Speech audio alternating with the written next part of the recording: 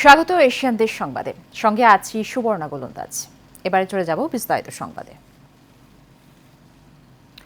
ঈদে ঘরমুখ মানুষ বাড়ি ফিরতে শুরু করার কারণে রাজধানী ঢাকা থেকে দক্ষিণবঙ্গের প্রবেশপথ জাতির পিতা বঙ্গবন্ধু শেখ মুজিবুর রহমান এক্সপ্রেসওয়েতে যানবাহনের চাপ বৃদ্ধি পেয়েছে। এদিকে স্বাভাবিক সময়ের চেয়ে যানবাহনের চাপ অনেক গুণ বেড়ে যাওয়ায় পদ্মা সেতুর টোল প্লাজায় যানবাহন ধীর গতিতে চলছে।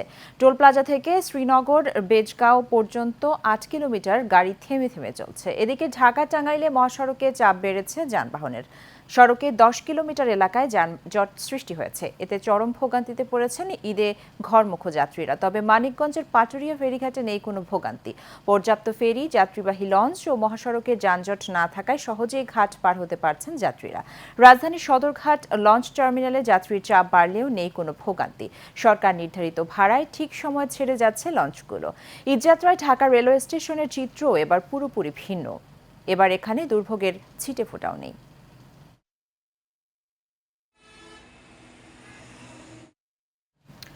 কোরবানির ঈদকে সামনে রেখে জমে উঠেছে রংপুরের কোরবানির পশুর হাটগুলো। তাই তো শেষ সময়ে ব্যস্ত হয়ে উঠেছেন রংপুরের কোরবানির হাটগুলো।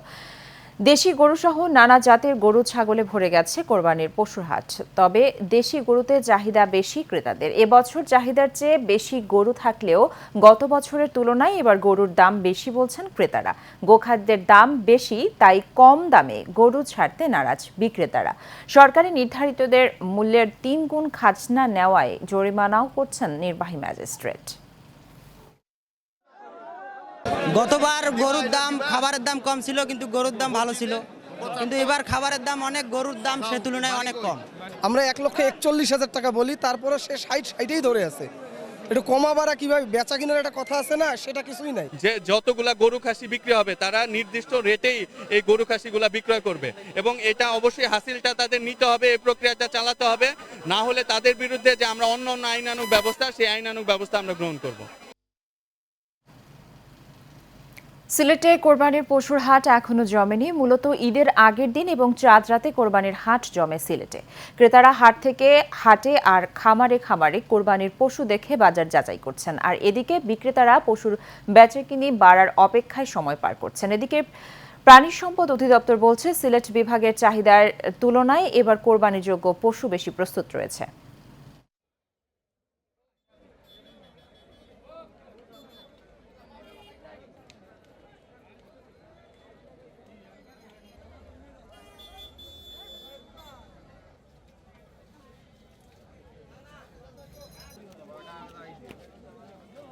সিলেটে গরুর পর্যাপ্ত চাহিদা যতটুকু রয়েছে তার চেয়েও দ্বিগুণ গরু রয়েছে। যথেষ্ট পরিমাণে কাস্টমার আসতেছে, দেখতেছে, যার যার চাহিদা মতো কিনতেছে। এর মধ্যে আমাদের কিছু গরু বিক্রি হয়ে গেছে। আমাদের চাহিদা হলো ৩,৯৪,হাজার ২৫১টি এবং প্রাপ্যতা হলো ৪,৩০,৩৯৭টি।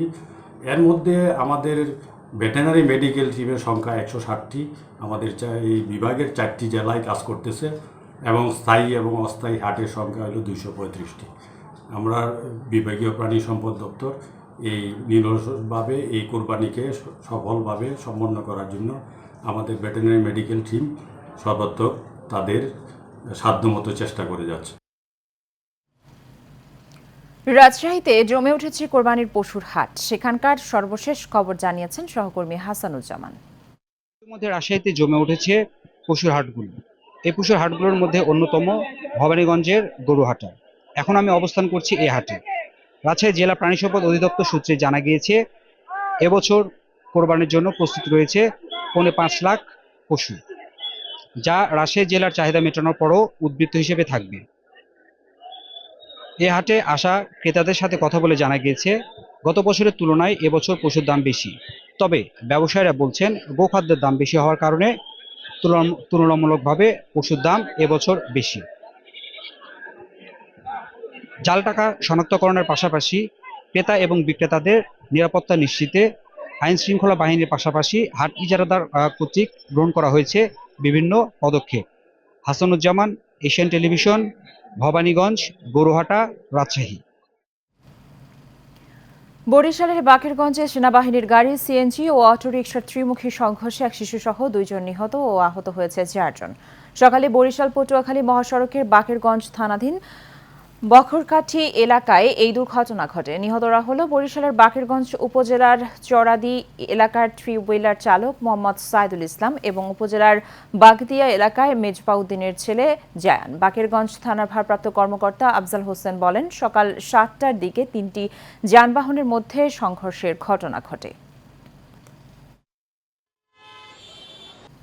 ময়মনসিংহের ভালুকায় 2টি চোরাই পিকআপ গাড়ি সহ চোর চক্রের 5 সদস্যকে আটক করেছে পুলিশ। বৃহস্পতিবার রাতে অভিযান চালিয়ে তাদের আটক করা হয়। ভালুকা মডেল থানার ওসি শাহ কামাল আকন্দ জানান, অভিনব কায়দায় চক্রটি পিকআপ গাড়ি চুরি করে বিক্রি করত।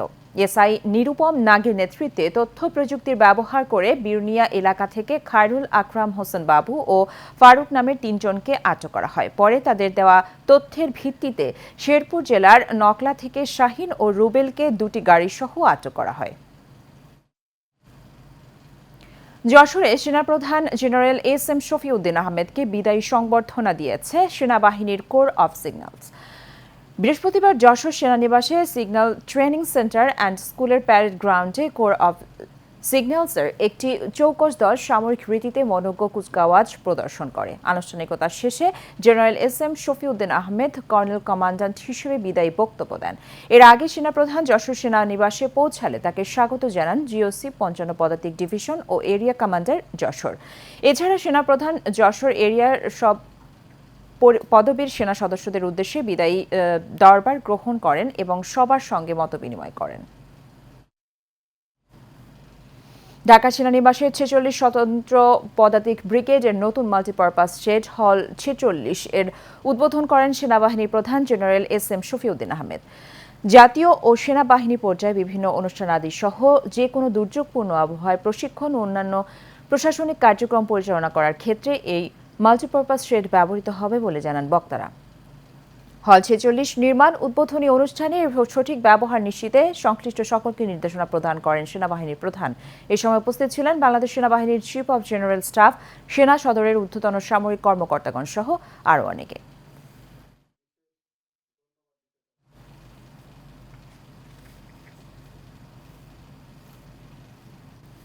নাটোরের লালপুরের ত্রিমোহনী মোড়ে ব্যস্ততম সড়কে যানজট নিরসনে কাজ করলেন স্থানীয় সংসদ সদস্য বীর মুক্তিযোদ্ধা আবুল কালাম আজাদ। গত রাত 8টার দিকে ঈশ্বরদী বাঘা সড়কের লালপুর ত্রিমোহনী চত্বর এলাকায় যানজট নিয়ন্ত্রণের চেষ্টা করেন তিনি।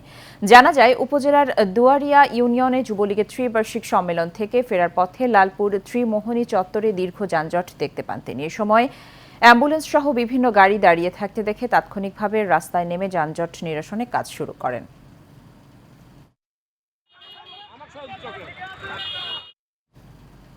রাজধানীর উত্তরায় হজ পরবর্তী উমরা কার্যক্রম উদ্বোধন উপলক্ষে আলোচনা ও মতবিনিময় সভা অনুষ্ঠিত হয়েছে।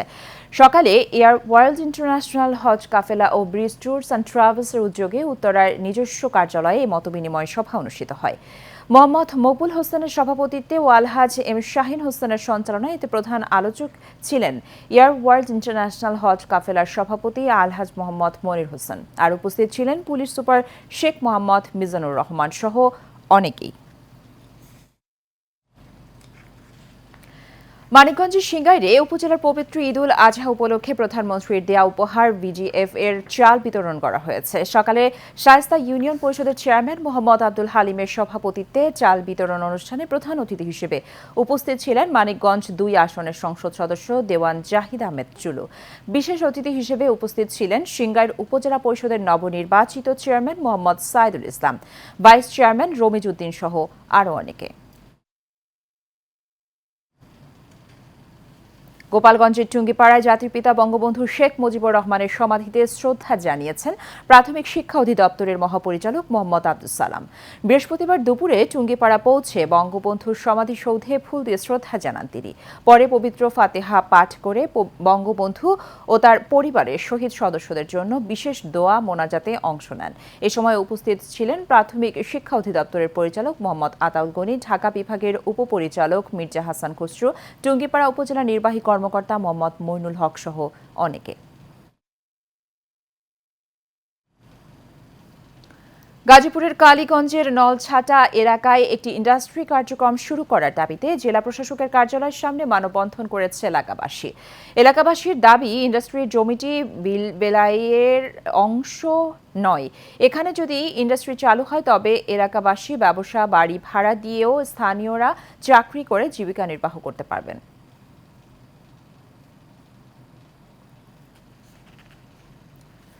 লক্ষ্মীপুরের কমলনগরে উপজেলা প্রশাসনের উদ্যোগে 2 দিন ব্যাপী স্থানীয় সম্পদ আহরণ ও বাজেট ব্যবস্থাপনা কোর্স হয়েছে। এতে প্রধান অতিথি হিসেবে উপস্থিত ছিলেন কমলনগর উপজেলা পরিষদের চেয়ারম্যান আল্লামা খালিদ সাইফুল্লাহ।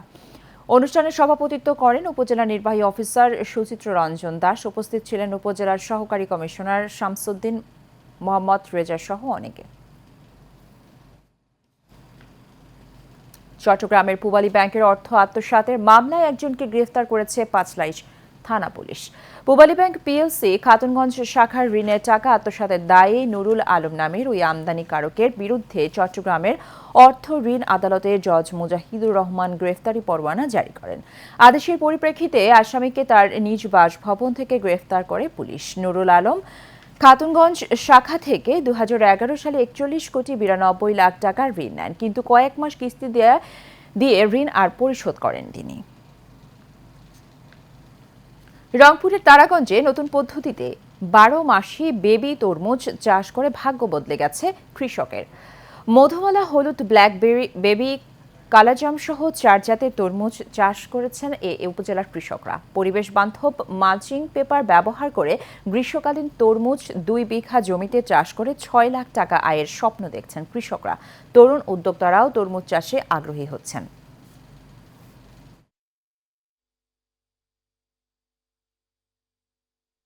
আবাদ করতেছি, তো দেখতেছি মোটামুটি খুবই ভালো। এখানকার যে কৃষক আছে তারা অনেক লাভবান আশা করতেছে। নতুন জাতের তরমুজ, আমরা যেটা বলে থাকি সাধারণত যে অসময়ের তরমুজ, এখানে প্রায় 1 একরের মতো করা হয়েছে। 2টো ভ্যারাইটি আছে, একটা হচ্ছে মধুমালা, একটা হচ্ছে ব্ল্যাক বেবি। কুড়িগ্রামের ভুরুঙ্গামারীতে বৃক্ষরোপণ কর্মসূচির আওতায় গাছের চারা রোপণ ও বিতরণ কর্মসূচি অনুষ্ঠিত হয়েছে। উপজেলার বঙ্গ সোনাহাট ইউনিয়নের মাহিগঞ্জ ঈদগাঁও মাঠে ফলদ, বনজ, ঔষধি ফুলের চাষ সহ 3 প্রজাতির 3 শতাধিক গাছের চারা রোপণ ও বিতরণ করা হয়। এই সময় উপস্থিত ছিলেন ভুরুঙ্গামারী যুব উন্নয়ন কর্মকর্তা ময়দান আলী সহ অনেকে।